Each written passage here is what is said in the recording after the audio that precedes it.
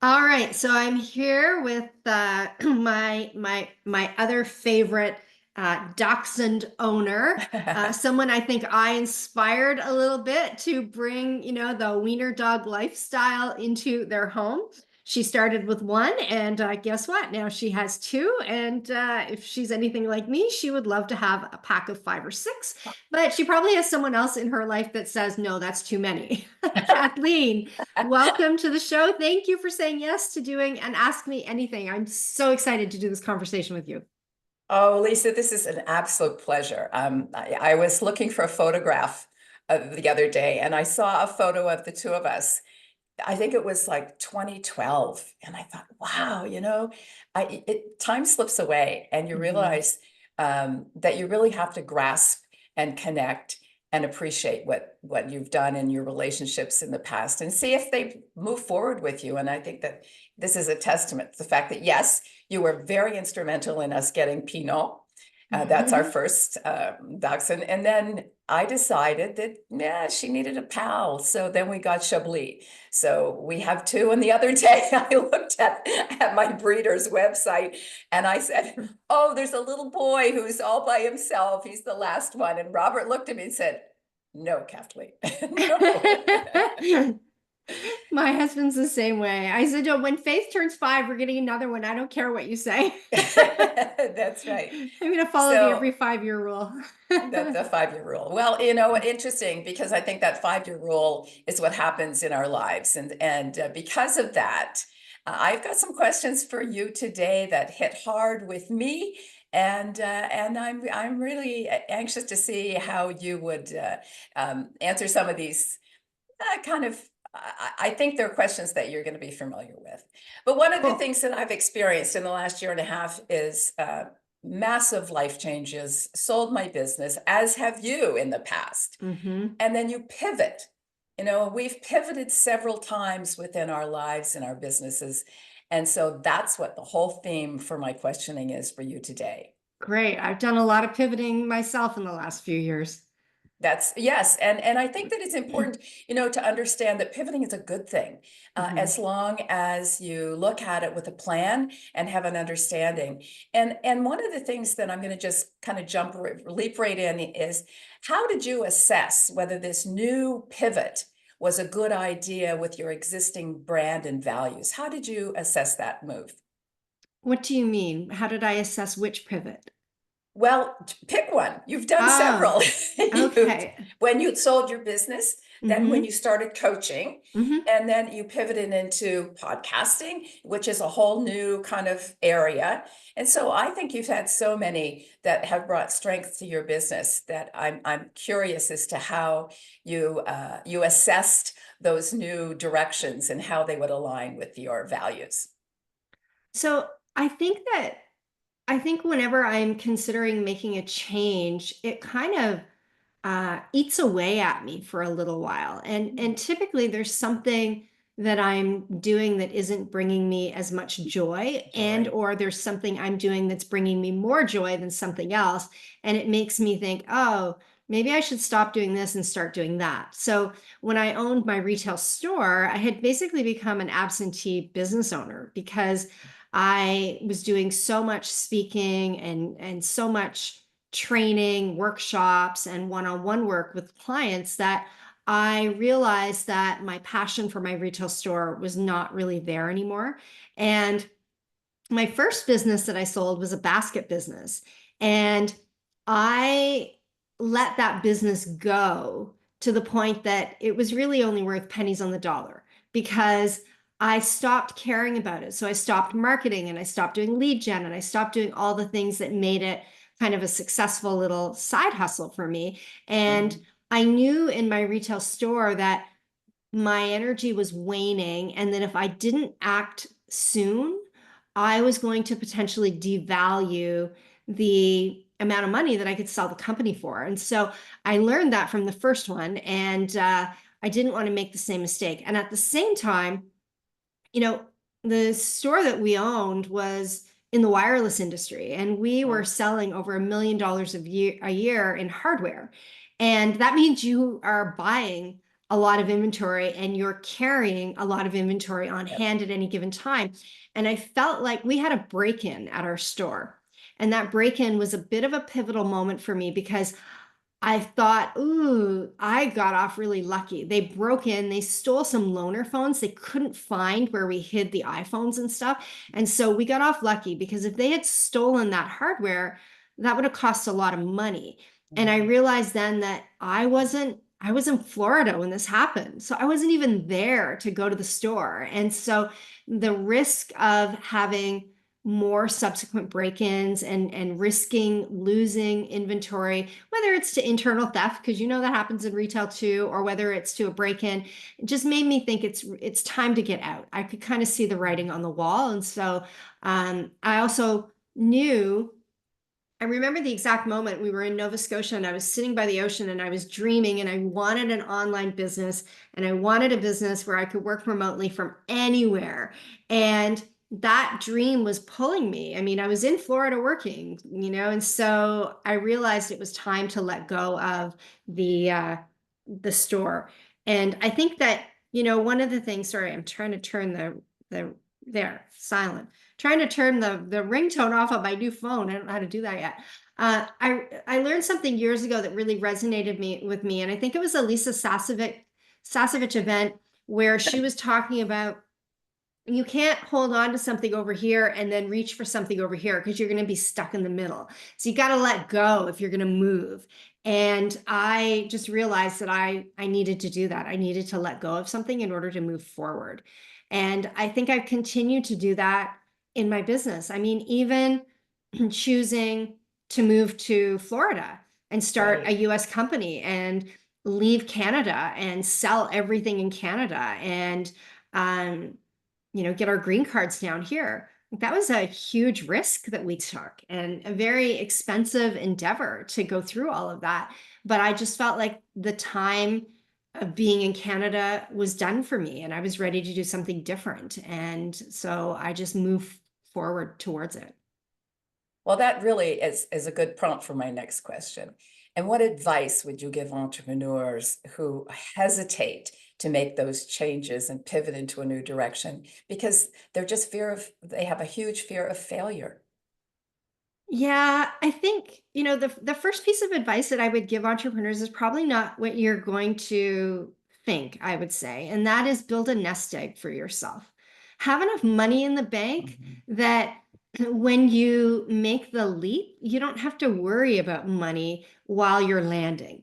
And I think that's one of the things that I've always been able to do because I'm a little bit of a cash flow nut. So I'm always squirreling money away. And so whenever I decide that I want to make an investment or make a change or do something, I'm okay with taking a hit on sales if I have to for a short period of time. And I Mhm. don't worry because I know I'm going to be okay. And so I think the first thing that people should do is set aside enough money for the rainy day because you're essentially choosing this might be a rainy day period as I move towards the new sun, right? And so Mhm. I think that's an important thing for people to do. Um, and the second thing that I think is important for people to do is, you know, ask yourself, what is the real downside? Like, are you making stories up? Because I know sometimes we make stories up. For years, I prided myself on grandfathering of fees. And then I had an aha moment where I'm like, okay, this is really dumb and it's costing you a lot of money and you got to stop doing this. And the story that I told myself is I was going to lose my clients if I didn't continue to grandfather fees. Well, guess what? I didn't lose any of my clients.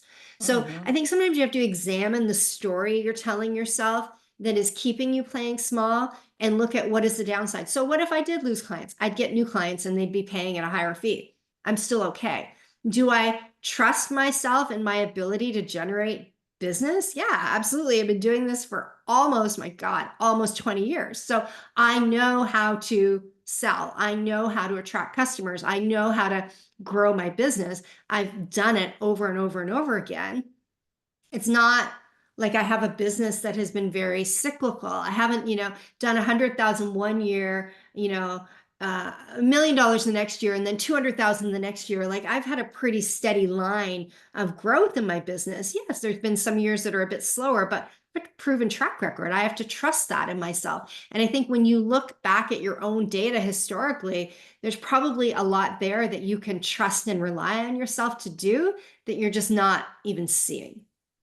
That's a really good point. Trusting what you have had, what you've accomplished and what you've done in the past, and how that propels you and prepares you for Mhm. future endeavors. And sometimes I think that we're not really expecting failure, and so that we don't prepare for it. And I love that you've Mhm. said, prepare for those lean times, because you're absolutely right. I'm on board with that whole concept of making sure you've got enough money to get you through the periods that you're growing and you're Mhm. developing.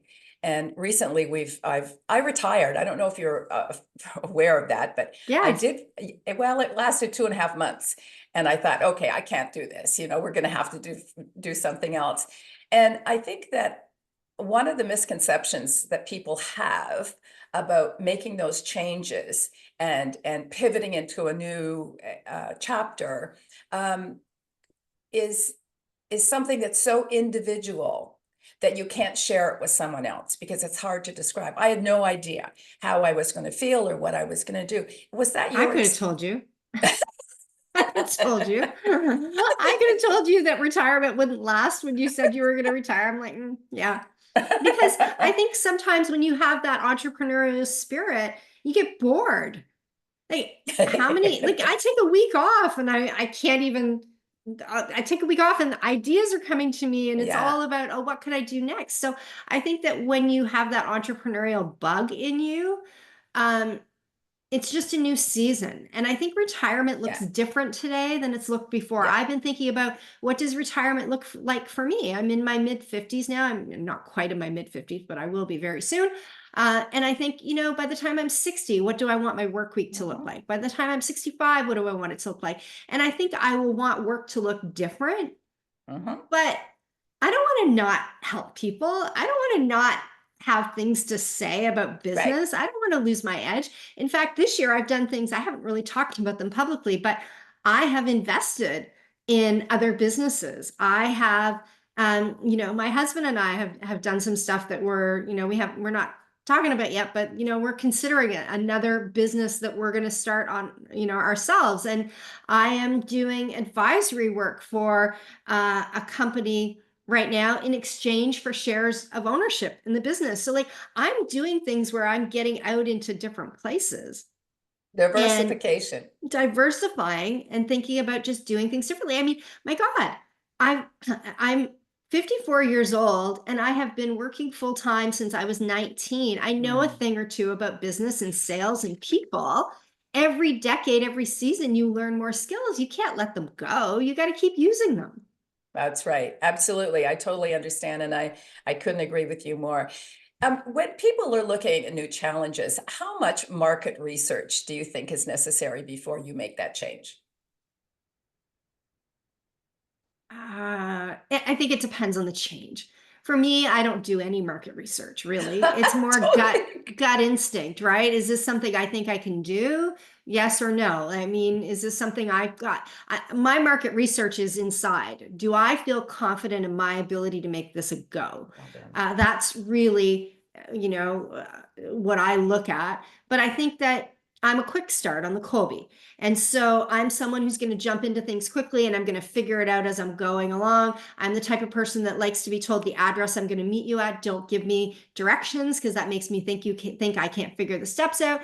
And so I jump and figure it out, but not everybody does that. There are other people who are fact finders and they Yep. need all the information. They need to know all of the things that they should be considering as they're making these decisions. So I think it's a really personal choice. Would I open a franchise without doing a bit of fact finding?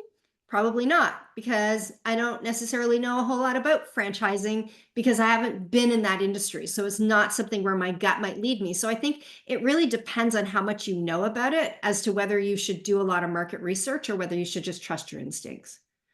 I have to agree with you. I'm a quick start as well. And sometimes trying to get all that research bogs me down, and it prevents me from moving forward. Yeah. Because I wonder, all of a sudden you're seeing all these obstacles and you don't trust yourself that you can get through those. You can go around them, you can jump over them, you can actually make a plan that eliminates those just by the very inertia of you being involved and taking that experience from the past and moving Yeah. forward. Yeah. Quick starts definitely get stuck in analysis paralysis. If you start to overanalyze, Oh, you don't move forward. yeah. Did you have any specific challenges when you were making these decisions? As you just outlined, you've got kind of a new chapter that you're looking at now. Were there any challenges that you had to overcome internally, emotionally, in order to do something like this? I think fear of losing money. Like when we decided that we were going to, it was the middle of COVID. It was in 2021, and Canada was open, closed, open, closed, open, closed.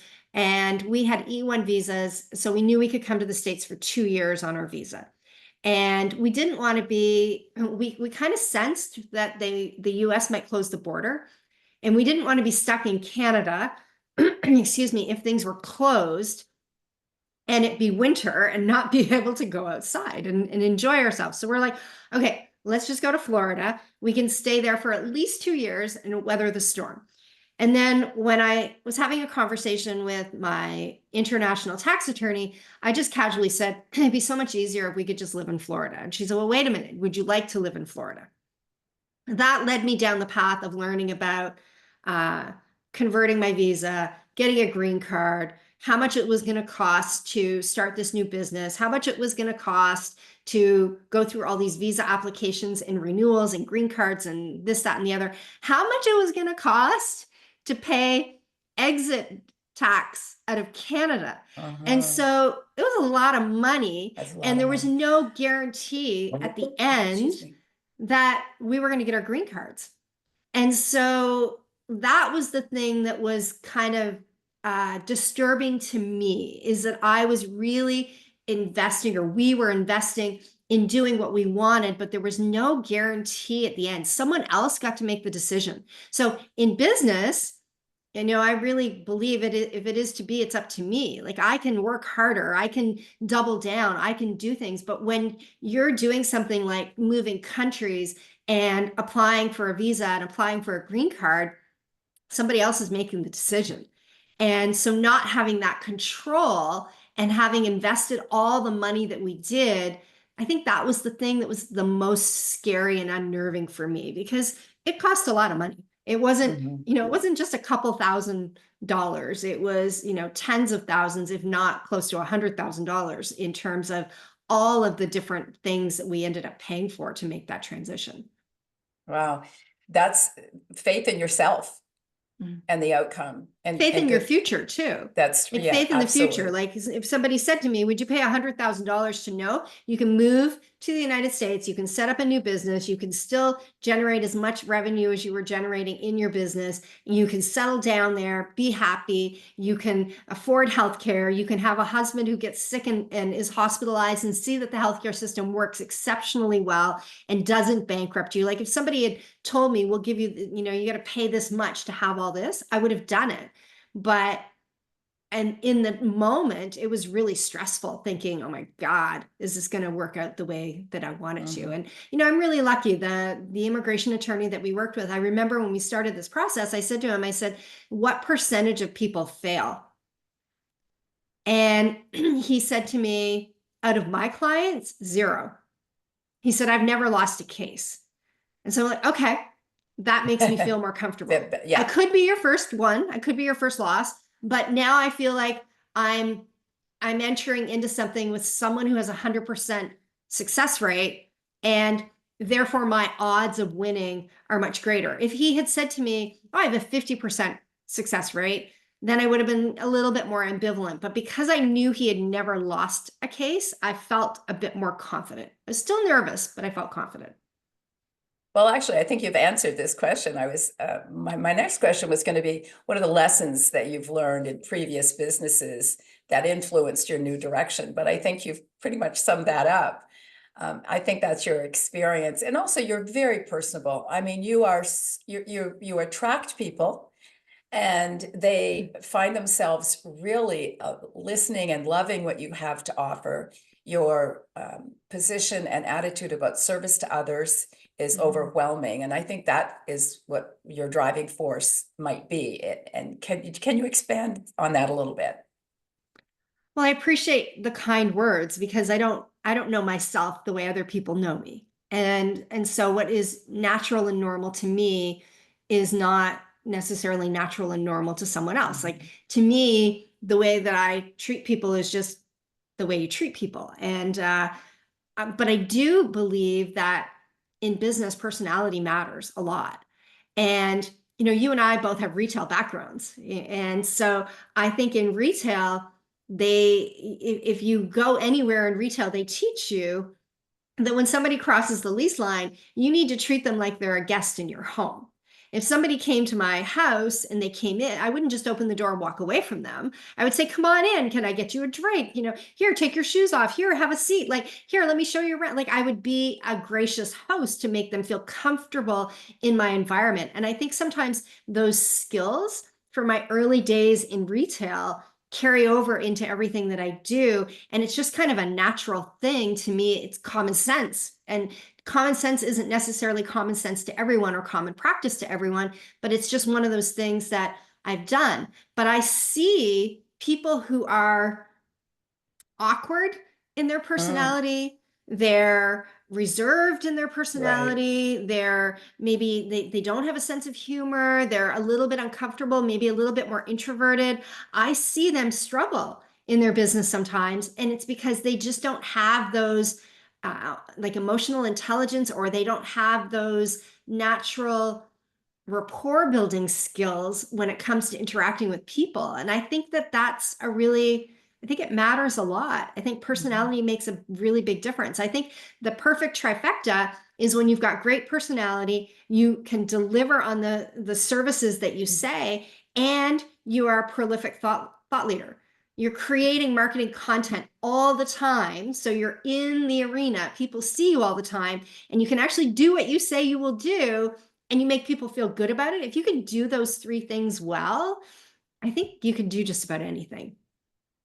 I would absolutely agree. And it doesn't matter if you take those traits and move them into different industries, you definitely will succeed. There's no Mhm. question. I've experienced that myself, and certainly retail helped. And having those guests walk across that threshold day in and day out and realize that your position as a CEO of that company is no more important than the person who is at the lowest level, if you will, in a company. Because if you share the load of what you need to offer to that guest, it makes for such a pleasant experience on both sides.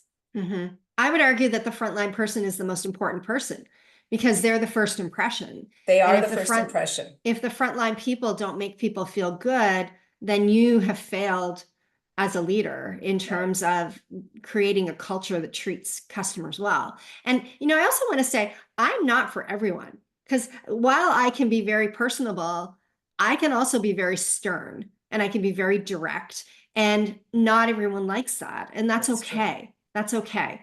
I don't, I don't, I've learned over the years that I don't have to have the disease to please everyone.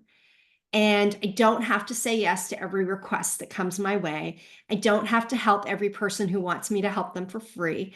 I don't have to, I don't have to do the things that I don't want to do. And I can firmly and politely say no to people. And if I'm not for someone, that's okay. I think that's really important to realize as well. I had at our peak, I think we had 75 employees. And when I say to you, what would happen is that they, oh, the boss is here. Mm, And it would make them really nervous. And I think, no, no, no, I know I'm more important than you are. Let's play this game together, and mhm, let's make sure that we win. And having that concept flow through to them, it was interesting because it gave some of my employees confidence to go off in different directions. And I loved that because then they mhm, formed their own companies. And I know you've experienced the same thing. mhm. And it really brings you a tremendous sense of in my estimation, a tremendous sense of accomplishment, Mhm. and it helps that entrepreneurial spirit. And I think that's what probably helps take the fear out of trying new things, is Mhm. knowing that your influence was enough to help others be inspired. Mhm. And so I think that if you can just remember to do that yourself when you have those self-doubt, it's a tough world. Entrepreneurship is not for everyone, and you have to be stern sometimes, Lisa. That's Yeah. the way it rolls, Yeah, you have to be the bad guy sometimes, and you have to make hard decisions. Hard And decisions. hard decisions, you can't be afraid that people won't like you and make hard decisions at the same time, because there's always going to be someone that won't like some of the hard decisions that you make. Right. And Yeah. that is the reality of running a business. It's the reality of being a leader. When I worked for TELUS and I was a senior leader, I had to make hard decisions. And it was a company paying me to make those decisions. So I wasn't worried about people liking me. So you can't allow people in your own company or people who are potentially interested in working with you, you can't allow those things to stop you from doing the job you're actually being paid to do in your own business either. That's true. Let's talk about selling a business. I know a lot of people, especially in the world that I've just become familiar with, and that's retirement. A lot of people have Mhm. left careers, now they're pivoting into something else, or they've had businesses and they've sold them. And now you mentioned the nervousness you had about losing money when you make Mhm. changes. Mhm. And so, how would you counsel someone that had an idea and they wanted to go into that direction, but didn't have the background? How would you help them understand their attributes and their abilities and how to transition into something new? Are you talking about someone who's never had any business experience, Never period? had any, that's what's happening now. If Mhm. you know, Lots of we're boomers are retiring and wanting to start lots businesses. lots of boomers are retiring, and they were CEOs, they had C-suite positions, and they wanted to, now they've decided that they're going to be a consultant. Yes, I And see this this all the is time. I've helped all the a time. number of these people. So what I would say is that um, these people need to hire people who have done what they aspire to do to guide them. I They're agree. coming out of, they're coming from an executive position. They have some business experience from a corporate perspective, Corporate. but Yep. it's not the same as when you are your own boss. And I will tell you, it's also not the same selling you as it is selling a widget. When I was selling mobile phones, that was easy. When all of a sudden I had to learn how to sell my own services, that's a little bit harder. And you can undervalue yourself quite a bit if you don't understand how to position yourself, if you don't understand how to brand yourself. Like, the biggest issue that I see, and I've helped a lot of people like this, is they have a messaging, positioning, brand problem to start with. You go to the website, they don't look like they know what they're doing. So therefore, why am I going to hire you? If your website branding, messaging, and positioning doesn't showcase that you really are the Mhm. real deal, then now there's a little bit of mistrust there. I'm not sure if I can trust you. The other thing that they're not doing is they're not creating thought leadership.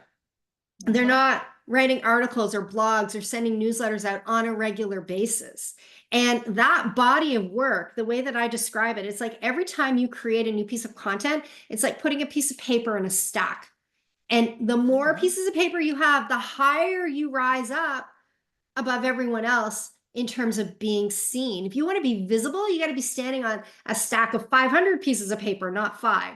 And they get caught up in analysis paralysis and they don't write about the things that they could be providing expert guidance on. And so I think it's really important to work with someone like me, someone who has done this themselves and has done this with other people, to help them to see the roadmap that they need to follow in order to make it happen. I know people from my corporate experience and I've seen them hang up their own shingles. And sometimes I sit back and I'm like, I wonder if I should reach out to them and, you Hmm. know, offer to help them because I see a better way.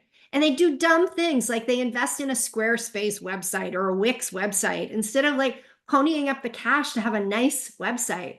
Mhm. How can you be an executive who aspires to make $500,000 a year, potentially from your consulting fees and have a website that cost you $2,500 on Squarespace. Like, come on.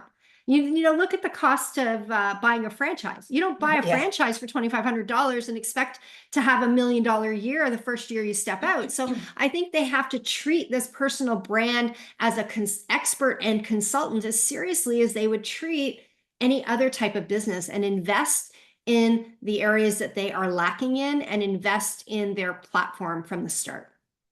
That's a really good point. I came from a franchise world, and I'm very familiar with the amount of investment it takes. And there's absolutely no guarantees. So those investments are dependent on how you manage your business, how you manage your 100%. personnel, how you actually plan. You talked about having roadmaps. You talked about having a plan. I think that's essential for anyone who wants to change their life, go into a direction that's new to them, and have a little bit of, I think it's like that internal GPS where you know where you're going. So let's formulate this plan. So, but I want to know that I can still stop all along the way and have some kind of experiences that I wasn't expecting. So when you're counseling people like this and you run across, and what stops you from reaching out and saying, hey, if I can help you, I'm here? What stops you from doing that? So there's someone I'm thinking about right now, and they were senior to me in my corporate life. And I think what stops me is I think that they probably still view me as junior to them. And my experience in the entrepreneurial world is far greater than their experience. And I wonder if they would be receptive. And so I think, well, they know I'm around, they see me, they've interacted with my content. If they really wanted help, they would reach out to me.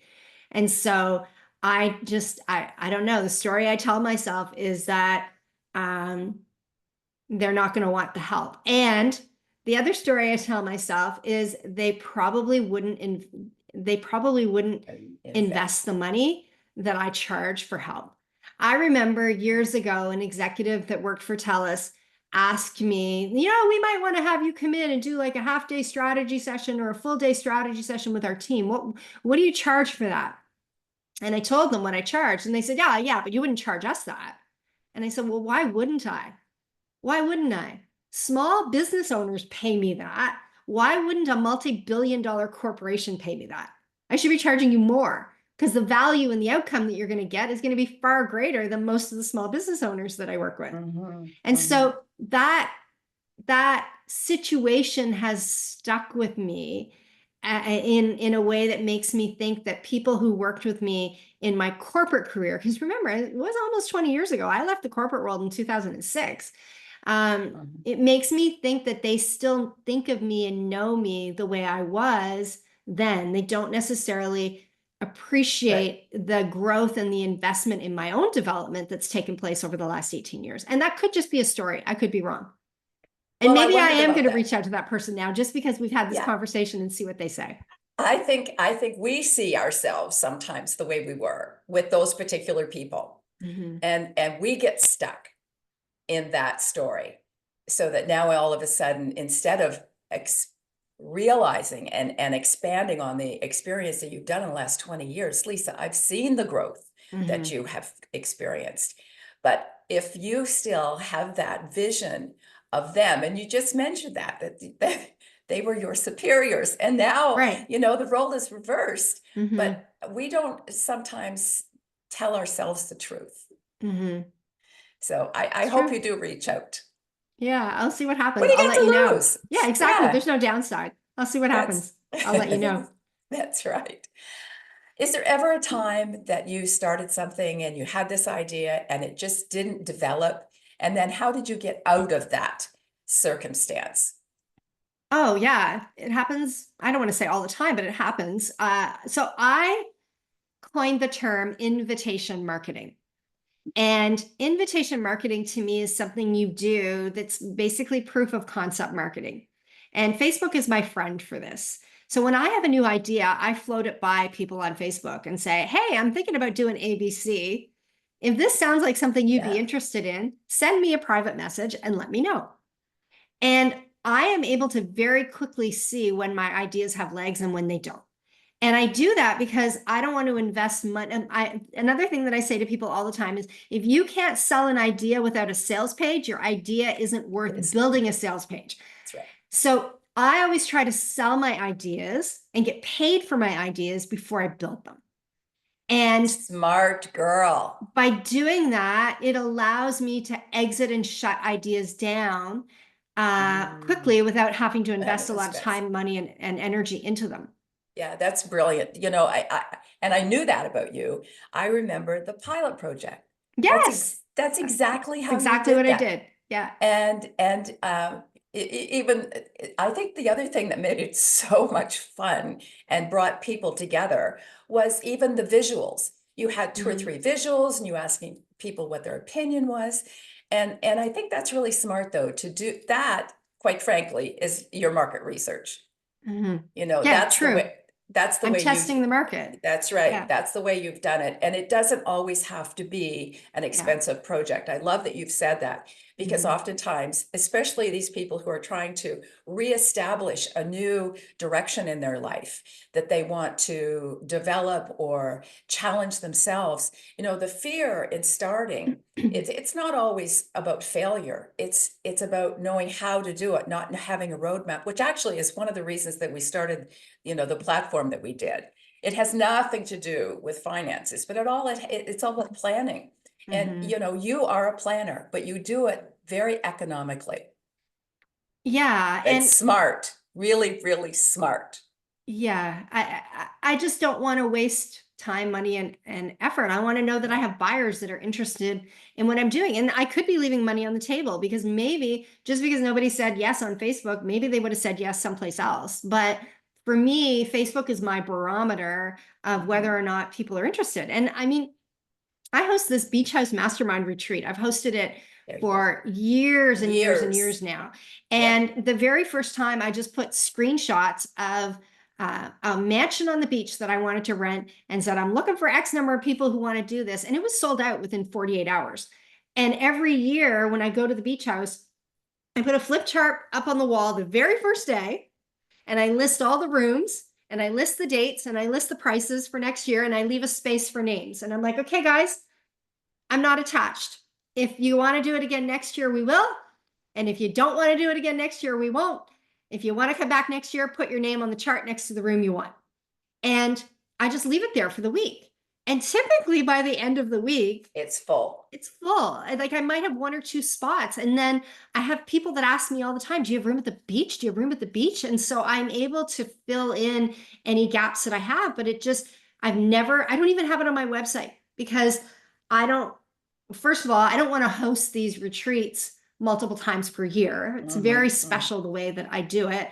And I know that I can fill it very, very easily. I mean, I have one spot available right now in a shared room and I'm consciously not talking about it right now because of the hurricane, because I don't Oh. know if the beach house that I rented on Anna Maria Island survived or not. And so I know that it's easier to find a house with, 7 rooms than it is 8, 9, or 10. And so I'm kind of trying to hold on until I know a little bit Mhm. more because, we may have to change locations for next year based on the hurricane. I love what you said, and everything that you've explained today is a way to test an Mhm. idea, a concept, yourself, your ability to move into that new horizon with some ease and some Mhm. security. I love that you said, make sure you've got some resources, make sure you've got some finances set away. So many people are moving into new ventures on a shoestring. Mhm. And in my estimation, that is just a recipe for disaster. The other thing they do is they invest way too much up front. Perfectionists. So I've had Mhm. 2 different clients over the years that I think have invested probably north of $100,000 in an online program that they were certain people would buy. And it had to be so perfect. And by the time they got to the point where everything was done and they brought it to the market, no one wanted it. And I think that there is you have to have enough confidence that you can figure things out as you go. You can build the plane Mhm. as you're flying it. And some people don't have that. And so they sink a lot of money into building something that nobody's interested in. I love the way you did that. And I forgot about the pilot project and I love what you did there. And I'm gonna be honest, I'm gonna pick up that same idea. I'm gonna be doing that um, because when you build something, when you develop it, Mhm. your anticipation is fraught with excitement. Mhm. And so sometimes I believe, and help me understand if you feel the same way, the enthusiasm and the positive enthusiasm can overtake reality sometimes. Mhm. Yeah, for sure. But Yeah, and I and think, so that's why for me, it's like, so I have this event that I want to host in Vegas next year for March mhm, Madness. I want to do like um a 3-day experience. So people would fly in. I think it's on a Tuesday night. Wednesday night we'd have a reception. Or sorry, Tuesday night we'd have a reception. Wednesday we would spend all day together. Thursday, we would spend half a day together. And then Thursday afternoon, we would watch a bunch of March Madness games, like at one of the sports bars or something. And then Friday morning, we'd spend a couple hours together debriefing mhm, what we learned from the games that we watched, because I love college sports. I am fascinated by these young men and women who are, they're on these massive stages with hundreds of thousands of people, if not mhm. millions, if you include TV, Millions. watching Yeah. them perform. And the upsets that occur on March Madness and the things that the coaches do and the things that certain players do. Like, I feel like there's so much that we can learn from them that relates to business.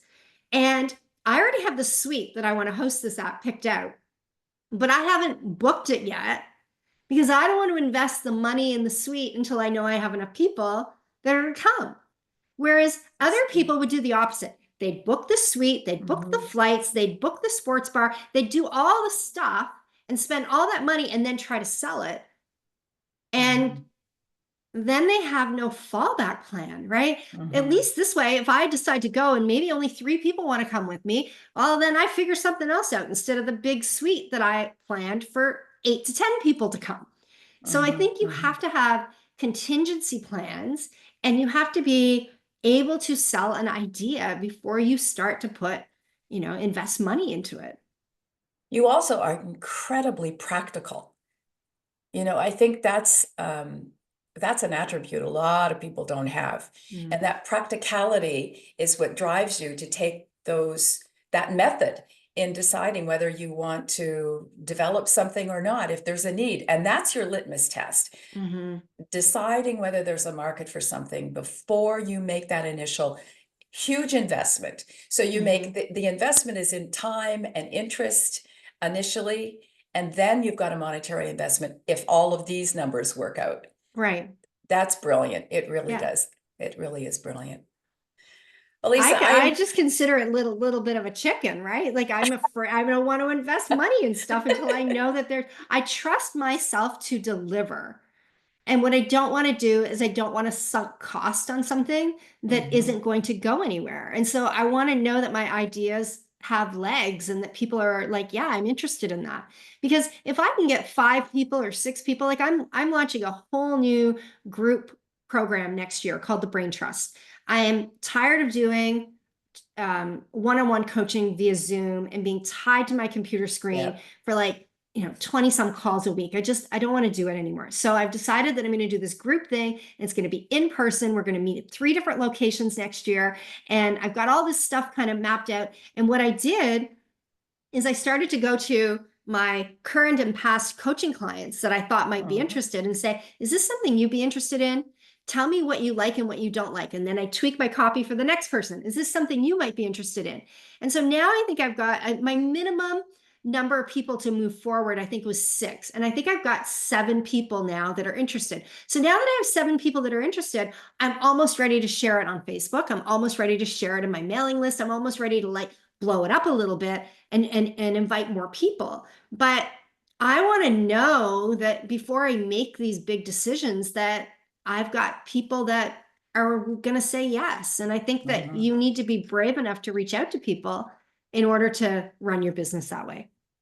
I think what you just outlined is also you have to have the bravery to accept a little bit of feedback that might Mhm. seem like criticism. I want the criticism. I ask for it. I invite it. Tell me what you like about this. Tell me what you don't like about it. Tell me what this would need to look like for it to be an easy yes for you. Like those are questions that I ask because, again, I'm doing my market research with the people Yep. that I think would be a good fit for the program and the people that I'd like to have in the program. And if you just listen, sometimes your clients tell you what they want Yeah. you to do next to. Well done. Well done. I am always learning from you. I love learning from young people. They bring so much to the table, and you are that to me. So that's the deal. And it's always a pleasure to spend time with you and share ideas and concepts. And I think that, there's so many people who are changing directions right now. And you Mhm. think, there's 10,000 people a day retiring in North America. Wow. Here's the other thing that this is what drove me. 1 in 3 are diagnosed with depression. I believe that. I Yeah. believe that because Yep. people attach their identity to their career. And That's so, right. especially in the corporate world, Corporate in world, places like 100%. law enforcement, like people are attached to the identity that they had. And so when they leave that, it's like their identity, they left it behind. Yeah. They don't have that uh, title. They don't have, I used to walk into a telestore and everybody knew who I was Mhm. because I was, a regional sales manager who had a national scope of responsibility, but everybody knew me. I would call into the call center and everybody knew who I was. Now nobody knows who I am. And so you walk into these places and you have no credibility, you have no clout. All of a sudden you feel like you're not like, don't you know who I am? And so I think that for a lot of people who are retiring without a plan, I can see why they're depressed. Sure, Yeah. the first month, maybe the first 2.5 months, you can get by on, sleeping in, exercising, reading, baking, hanging with the dogs, enjoying the sunset, and doing the odd thing. But then you're going to get bored. Yeah, you're right. You know what? Not having a purpose for some people makes them invisible. 100%. And we were talking with lawyers. Lawyers have a horrible, horrible reputation for retiring. Yeah. They oftentimes stay way longer than they should, and their mental acumen is gone. And so it was interesting when I work with a film company out in Vancouver, and they've developed we're actually screening the film. It's called Retirement by Trial. And it's an interesting concept because they realize that what do I say at a cocktail party when someone says, "Oh, and what do you do?" And it's so awful. I think it's so horrible when people are Mhm. defined by what they did as opposed to who they are. Right. And we see that all the time. And so those kind of stats and knowing that people need to have purpose, and that's why they're pivoting to new ideas. And quite frankly, many, many people who have financially thought they were prepared for this next chapter find out, gosh, with the economy and the state it is, I now need to work. Yeah. I need to have another source of income. So there's so many reasons for people making those changes and crossing over and doing new things. I really, really appreciate your input today. And I think that your audience, many of which are probably going to be transition coaches themselves, so they understand what we're talking about today Hmm. and how do I guide those people and help them on a journey that should be joyful. And that's Hmm. that's really what we're looking to do.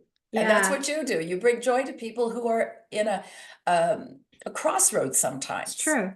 It's true. Mhm. And I think, clarity is what helps people to get to the next step. When they don't 100%. have clarity on where they want to go or how they want to contribute, what their purpose is, it makes it a lot harder to do things. And I also think that people need to get comfortable with the discomfort zone. Because often when you are stepping into something new, there's going to Mhm. be a season of life where everything feels hard and Yep. uncomfortable, and that's part of your growth. And I don't care if you're the CEO of a multi-gazillion dollar corporation. When you hang up your own shingle, there are going to be things that are completely different, foreign, and hard and uncomfortable for you. And don't let those things stop you. Lean into them. Find that guide, that person who can help you through that phase so that you can get to the other side. Other side. Mhm. Well, I know you do that on a daily basis, and I'm thrilled that we have this chance today to take an in-depth look at what's going to take us to the next step or stage in our lives and careers. Well, thank you so much. I love it when we do these Ask Me Anything calls because I never know what to expect. I never get the questions in advance. I never want to know, which is fantastic. So I'd like to ask you a question before we wrap up. So my question is, what advice would you give someone listening to this show right now who is considering retiring? What advice would you give them in terms of what they should be thinking about so that they don't find themselves in that space of not having purpose, feeling depressed, feeling uncomfortable about how to define what they do next?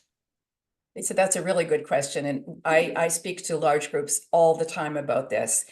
And part of what we feel they need to do is really take census. Look at yourself, find out what some of your attributes are. And oftentimes we don't know ourselves as well as others do. You said that Mhm. earlier in our conversation. But so what we did was we developed assessments so that people can actually take an assessment and get a 40-page report that gives them some insight in some of the things that they're really great at, and maybe some areas that they think, well, you know what, I'd like to grow a little bit more in that. Mhm. Also, you have to, have to have a plan.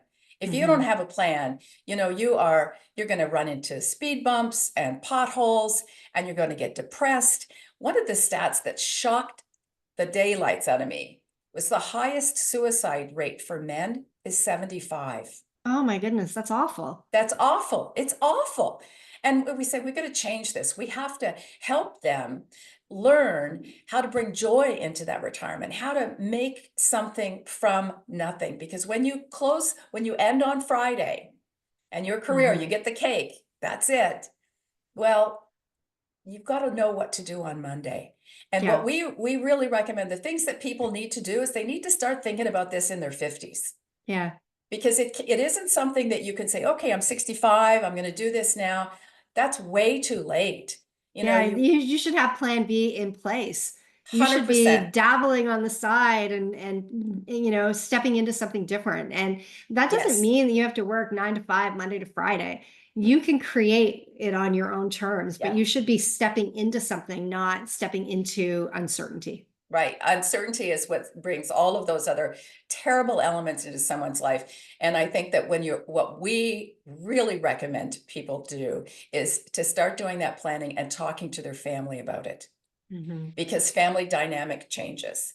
And when we're designing our platform and our resource center, it's not just for the person who's retiring, it's for their extended family to understand what they're going through. And sometimes you just don't know where to go to get help. Yeah. And so I think the first thing people need to do is, exactly, if you're in business, find someone who's been there before you, who has the answers, who knows what the roadmap is all about, and then can help you, take you on the journey that's going to bring you joy. Yeah.